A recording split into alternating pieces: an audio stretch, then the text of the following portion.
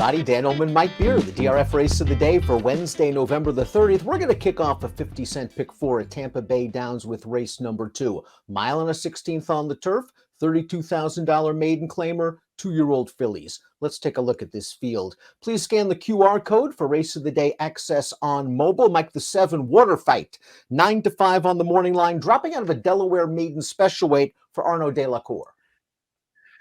I mean, I guess just, based on the placing here, Dan, and what she's in against in this spot, I guess you have to consider her the horse to beat. She didn't do a ton of running in that turf debut last time, but I guess it was an effort that would probably be good enough to make her tough in here.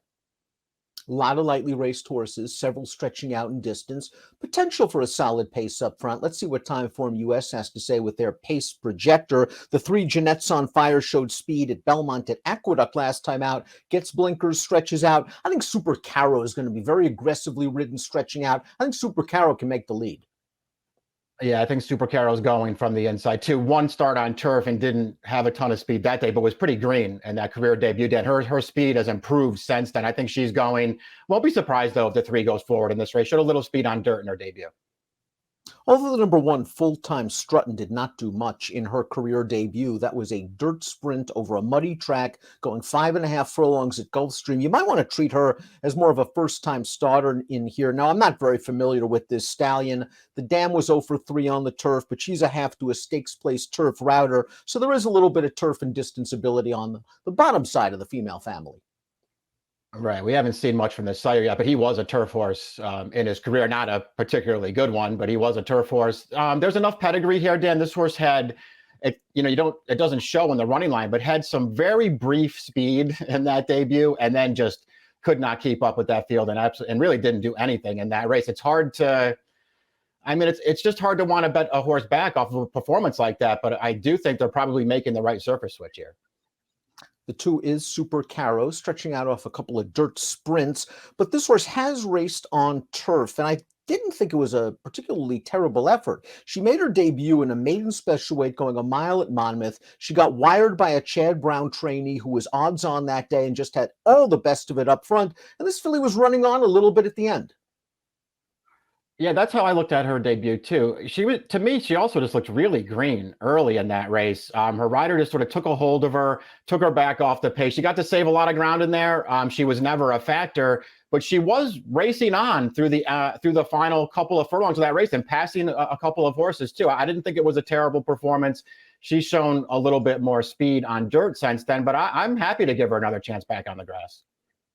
The 3 Jeanette's on Fire, again, made the career debut during the Belmont at Aqueduct meet, showed some speed in that maiden special weight, and got tired. Now, this one's by Always Dreaming, Kentucky Derby winner. Very early, too early to say whether he's going to be an effective turf stallion. Right now is yet to sire a turf winner, 0 for 15 with first-time turf runners. The dam did win on the grass. Yeah, the dam was 1 for 16, but that one win did come on the turf. The second dam was actually a pretty good turf horse, 3 for 6 on the grass.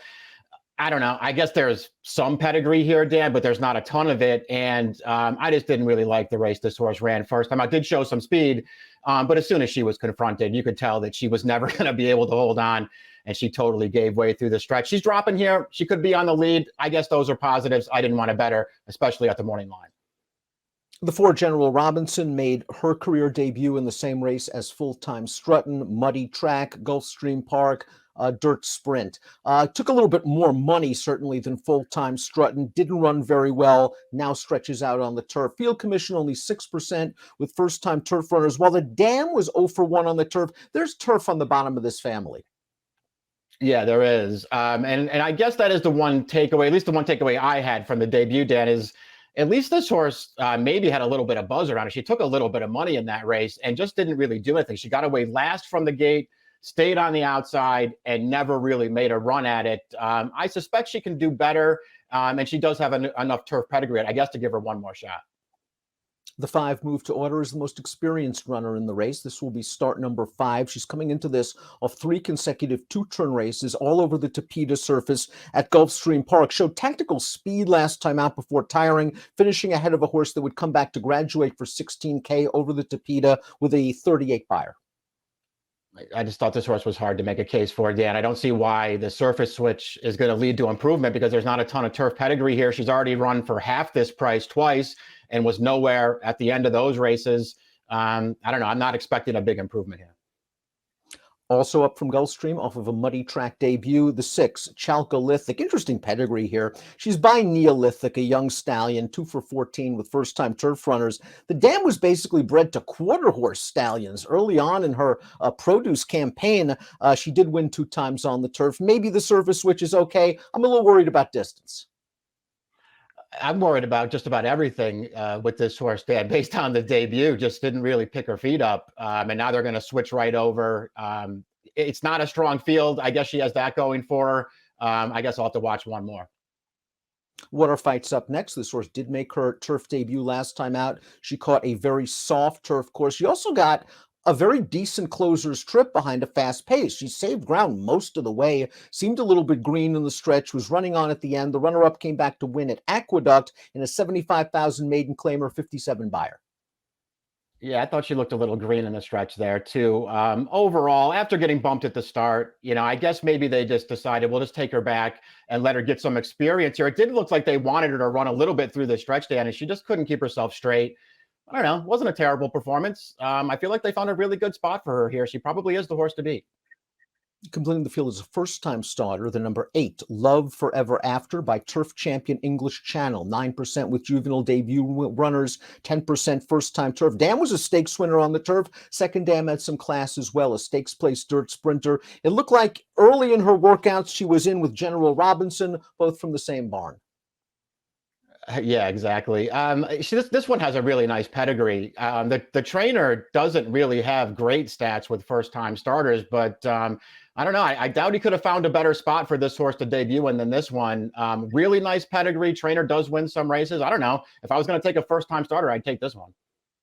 Before we get to our top selections, please click the subscribe button on the Daily Racing Form YouTube channel for all the latest DRF video profiles. Let's take a look at our top selection for Wednesday's race of the day. Super Caro, Mike, stretching out, has plenty of excuses for the turf debut. Just looks like a really nice fit from a class perspective. Mike Deeney does good work, very underrated horseman. Yeah, and I just sort of felt like because the only turf start came in the debut, and it's a little bit of a nondescript running line, I thought maybe she'd get overlooked a little bit here, Dan, and maybe she'd be a price that you could actually bet in this race. It's not a strong field. I think Water Fight's the horse to beat. I'll take a shot against her with the 2. We have the same exact different order. Water Fight's my top selection. Think she's going to appreciate firmer turf. Think she gained a lot of experience racing down inside, a little bit green in her turf debut. Another one that seems like a nice fit for 32 at Tampa. 2783 for Mike, 7235 for me. It's your Wednesday DRF race of the day. Good luck.